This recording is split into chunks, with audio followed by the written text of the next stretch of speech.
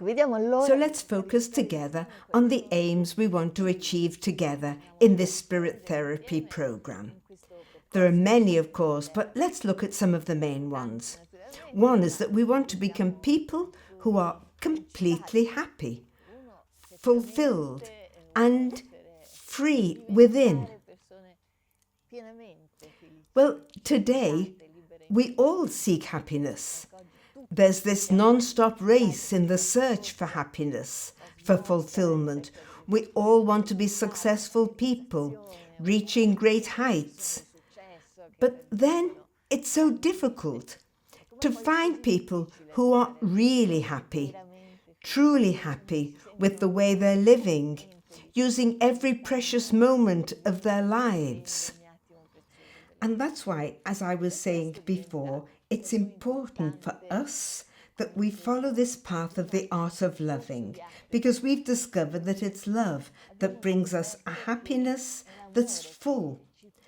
It brings us that eternal happiness that goes beyond all the difficulties that life gives us anyway, and that allows us, beyond the many objectives of our life's journey, to try to live our journey happily.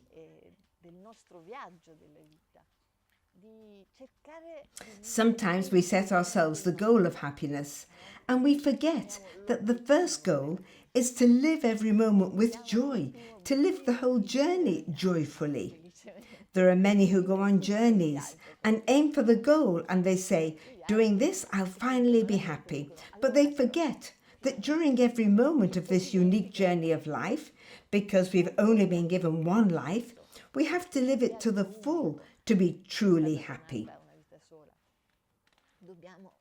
So the art of loving helps us to discover that the more we love, the more this happiness blossoms in our hearts. The more we find ourselves breaking those chains of dependency, that the false happiness of do what you want can lead us to have. Because in doing what we want, we then find ourselves imprisoned in so many dependencies of which we're often unaware. And so the art of loving lets us find real answers to the meaning we want to give to our life. I always tell the young people, we've only got one life and we've got to spend it for something great. So what do I want to live for? What's the great goal of my life?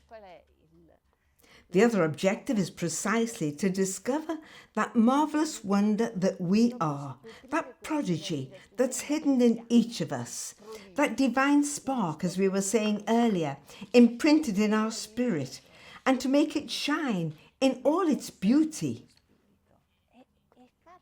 We're all used to the fact that as soon as we're born, everyone looks at us and they say, oh, how beautiful you are, how intelligent you are, how good you are, how wonderful you are.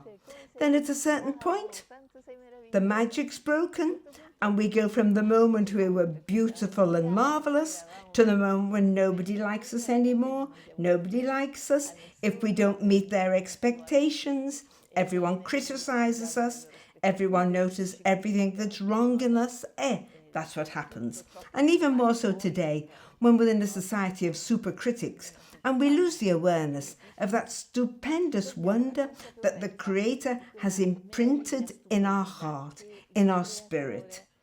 There's a word of light in the Bible that I love, and it's Psalm 39, which says, I praise you, Father, that you have made me a marvelous wonder. Wonderful are all your works. Today it's difficult to believe that we are a marvelous wonder because everyone is always pointing out what's wrong with us. And so we're full of complexes. We always have to prove to the world, to prove to ourselves how much we're worth. However, the more we experience and manage to shed light on this wonder that the Creator, the artist of artists, has imprinted in the soul of each one of us, the better we feel about ourselves. And this is the first secret to being happy, because we have to live all our lives with ourselves. So if we don't, first of all, esteem ourselves and also reconcile with all the things in us that we don't like in order to improve them, it's difficult to live this journey of life happily. Because if we're in the company of someone we don't esteem, and that's ourself, here we want to commit ourselves to improving all the most significant areas of our lives. We study the history of wars, Garibaldi, etc.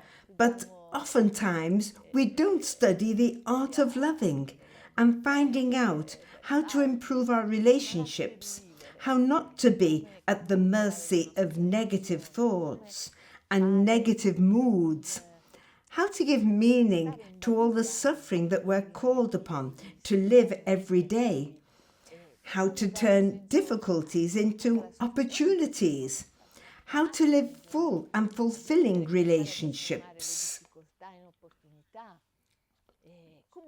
These are all fundamental things for our lives. But we're not asking much about making effort to improve in these areas. Instead, with this pathway, we want to try to do just that. We want to improve the most significant areas of our lives. Recognizing the attitudes that I call dysfunctional, that somehow they characterize us and lead us to perpetuate many areas of unwellness in our being.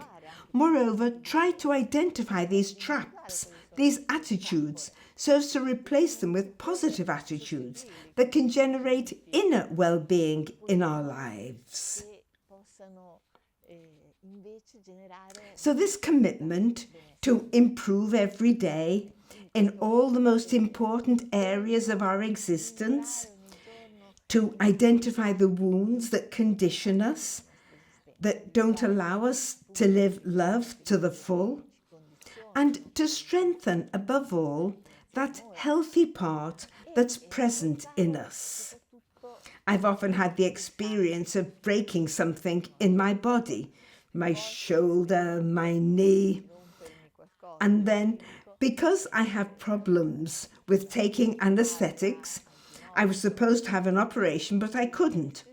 And this is when it struck me that I've always had the same experience, that they always told me I had to strengthen the muscles, therefore the healthy part, since I couldn't fix the broken part. I had to strengthen these muscles so the shoulder or knee could start working again without the operation. And I've seen this works in the physical world, but even more inside of us. If we manage to strengthen the healthy part, the spiritual part within us, the image and likeness of God that's present in our soul, in our spirit, we can find here the key to healing the wounds that have marked us deeply and that continue to generate discomfort in our lives. We need to transform all our weaknesses into strengths. So we also need to recognize our grey zones, our weaknesses, the parts of ourselves that we don't like, but to recognize them so as to transform them into strengths. So here too, I'd like to leave us with some questions to help us along our way. And so always answer these questions in writing, both immediately and over time. So do I really feel happy? Do I feel fulfilled, satisfied? When? How do I feel happy? What really makes me happy? What are my attitudes that are dysfunctional? Those that lead me to perpetuate my malaise, that I'm always thinking negatively, I'm always critical. Let's try to identify them. Let's do a first checkup on ourselves. Then, throughout the course, we'll have the tools to do it in a more in-depth way. And then, what am I doing concretely to try to improve every day of my life? So, by putting this potential to good use, as we were saying, and not just passively living life, but trying to improve ourselves every day by meditating on this word of light. We are a stupendous wonder. Let's discover the stupendous wonder that we are. The Creator didn't make a mistake in making me.